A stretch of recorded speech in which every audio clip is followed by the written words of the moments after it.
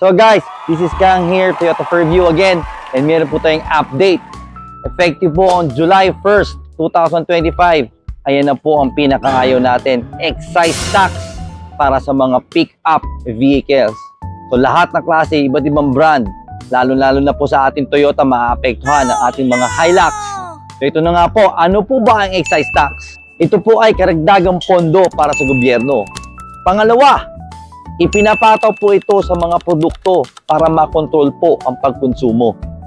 Katulad po ng mga alak, sigarilyo dati, pinatawan po yan ng tax para mabawasan ang pagkonsumo. Ganyan din po ang mangyayari sa ating Hilux, maaari.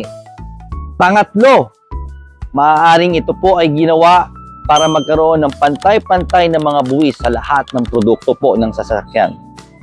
Pang-apat, ito naman ay maaari din pang-promote po para sa mga ibang sasakyan, katulad po ng mga hybrid.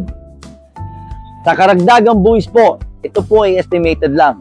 Para sa mga 4x2, maaaring between 250 to 300k ang ipapataw po. Ang laki. Sa 4x4 naman po, higit o kumulang 400,000 po ang ipapataw sa mga 4x4. Okay?